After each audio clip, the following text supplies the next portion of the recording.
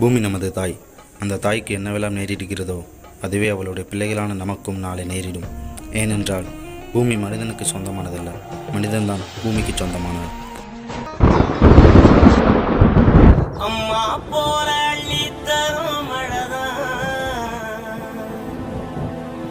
அவதாரமானின்னா இல்ல குறதான்.